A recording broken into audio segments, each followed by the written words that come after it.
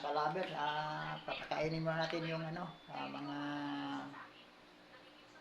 glopis. Ito yung ano nila pagkain, no.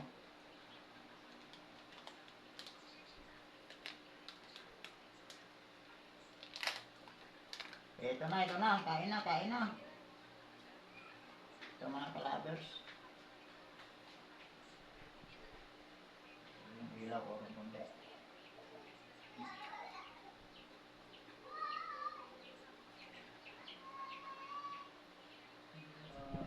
Yung iba ba't lumalayo, yung iba hindi lumapit.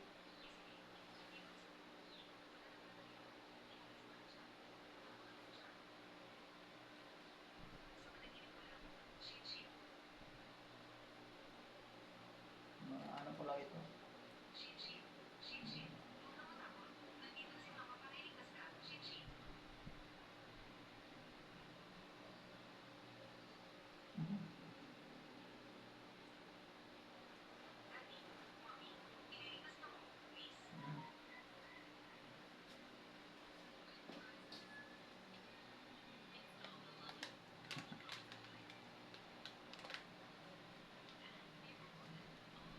Kain pa konti-konti lang kasi pagka busog sila masyado, namamatay din. Diyan magsimula yung magkasakit pala. Yung una kong mga alaga, nung lumaki na,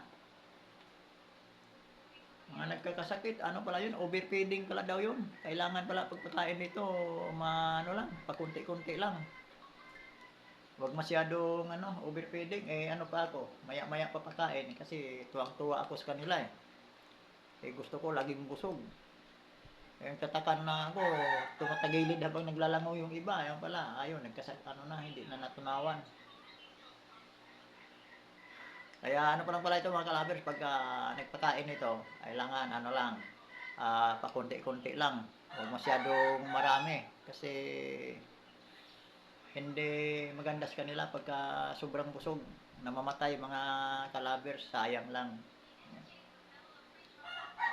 So yung kanina, nabili ko kanina sa ito, sa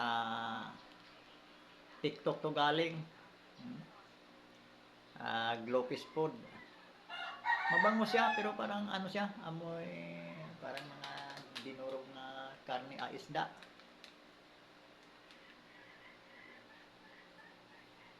Ayun lang mga kalabers, maraming salamat sa panonood dito sa aking video. At huwag kalimutan mga kalabers, paki-subscribe dito sa aking munting YouTube channel. Edwin Siron, Pet Lover. Maraming salamat sa inyong lahat mga kalabers. Saka sa aking mga subscriber, maraming salamat sa inyo.